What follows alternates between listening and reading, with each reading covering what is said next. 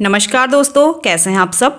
आज हम बात करने वाले हैं कि सर्दियों के मौसम में अपराजिता के पौधे की देखभाल किस तरीके से की जा सकती है। इस टाइम पे जिसके पास भी अपराजिता के पौधे हैं, या तो उनमें फूल नहीं आ रहे होंगे या फूल अगर आ रहे हैं तो उनका साइज इस तरीके से छोटा हो गया होगा।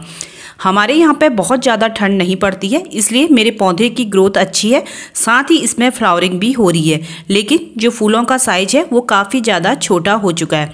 इसलिए जिनके भी पौधे पे अपराजिता में अभी फूल नहीं आ रहे हैं तो अभी परेशान होने की बिल्कुल भी ज़रूरत नहीं है। ये सब चीज़ें मौसम के ऊपर निर्भर करती हैं, क्योंकि सर्दियों के मौसम में ये पौधा अपनी ग्रोथ को थोड़ा सा रोक देता है। इस वीडियो में हम बात करेंगे कि अपराजिता के पौधे में हमें इस टाइम पर कौन से काम करने हैं और कौन से काम नहीं करने हैं। जिन पॉइंट्स के बारे में हम बात करेंगे उनको आपको ध्यान से सुनना है, क्योंकि कुछ छोटी छोटी गलतियां ही ऐसी होती है जो हमारे पौधों को ख़राब कर देती हैं।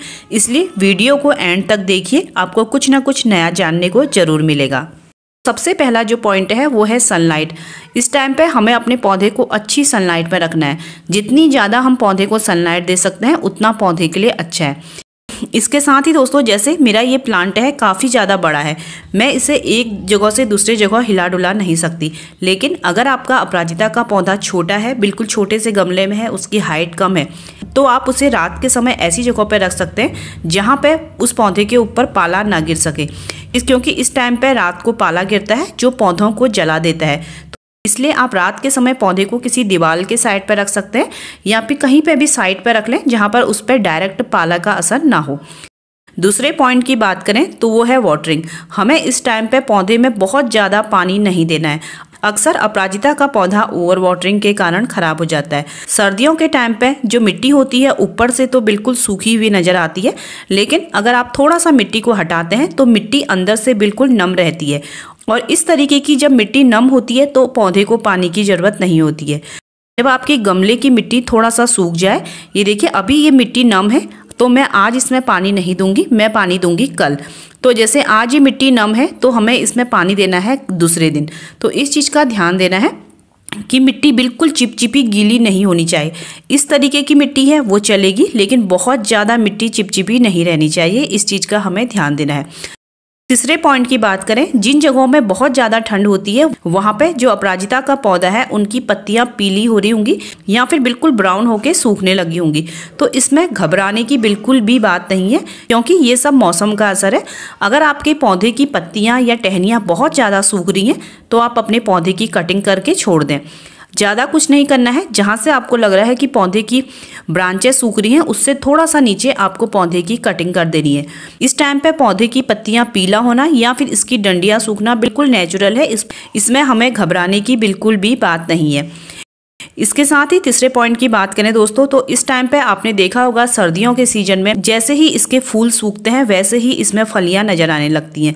तो आपको अपने पौधे में बहुत ज़्यादा फलियां रहने नहीं देना है। मेरे पौधे में काफ़ी ज़्यादा फलियां हैं क्योंकि मुझे बीजों की ज़रूरत है। इसके साथ ही जो मेरा पौधा है बहुत ज़्यादा हेल्दी है, बहुत लंबी इसकी बेल है, तो इस पौधे में इन फलियों का कोई असर नहीं होता। लेकिन अगर आपके पौधे की बिल्कुल पतली सी बेल है, बिल्कुल छोटा सा पौधा है और उसमें काफ़ी ज़्यादा फलियां लगी हुई हैं, बीज लगे हुए हैं, तो वो पौधे पर उसका गलत असर पड़ता है। अगर आपको नेक्स्ट टाइम के लिए बीज रखने हैं तो अपने पौधे में सिर्फ 1 या 2 फलियां रहने दें, क्योंकि एक फली के अंदर ही 6-7 सीड होते हैं जो काफ़ी रहते हैं। अगर आप पौधे में बहुत ज़्यादा फलियां रहने देते हैं तो जो पौधे की सारी एनर्जी है वो बीज बनाने में लग जाती है और हमारा पौधा बिल्कुल कमज़ोर हो जाता है। तो इस चीज़ का आपको ध्यान देना है।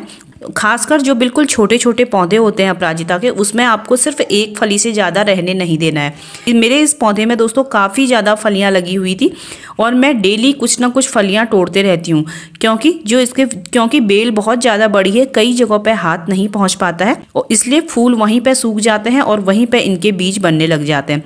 तो इस तरीके से मैंने ये फूल और फलियाँ तोड़ के यहाँ पे इस तरीके से डाले हुए हैं। तो इसके बीजों को हटाना आपको बिल्कुल भी नहीं भूलना है।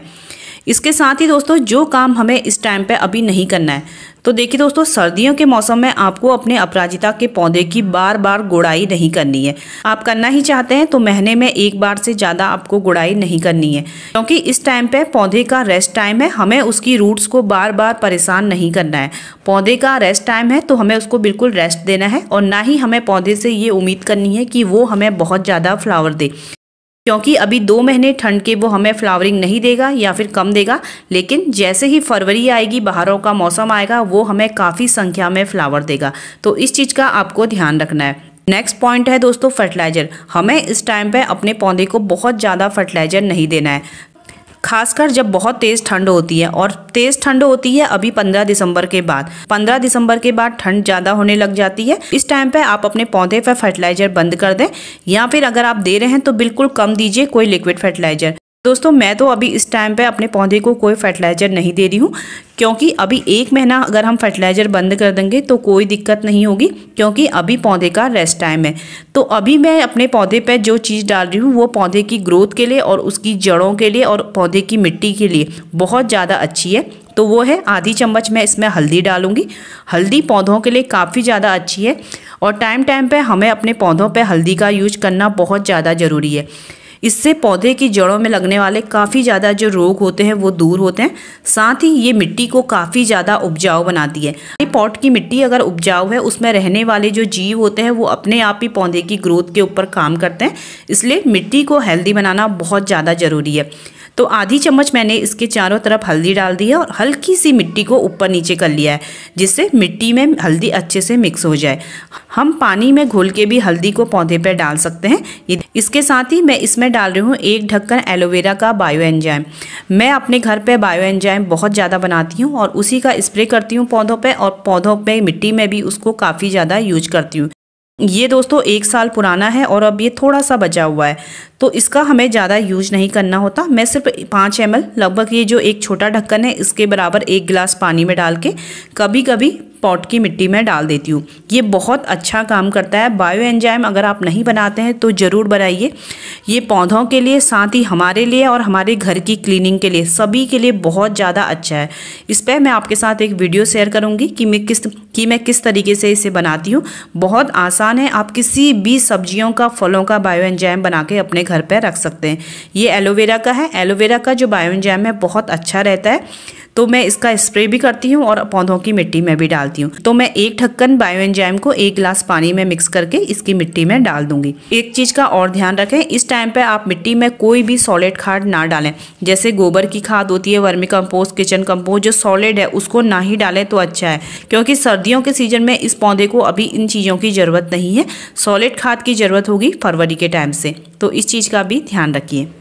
तो दोस्तों इस तरीके से हमें अपने अपराजिता के पौधे की देखरेख करनी है, और बहुत ज़्यादा अपने पौधे से उम्मीद नहीं करनी है कि ये पौधा हमें बहुत ज़्यादा अभी सर्दियों में फ्लावर दे, क्योंकि ये इसका रेस्ट टाइम है। तो इस पौधे को रेस्ट करना भी बहुत ज़्यादा ज़रूरी है, तभी ये हमें फरवरी से काफ़ी संख्या में फ्लावर देगा। वीडियो अच्छा लगा हो तो मेरे चैनल को लाइक और सब्सक्राइब करिएगा। वीडियो देखने के लिए आप सभी का बहुत बहुत धन्यवाद।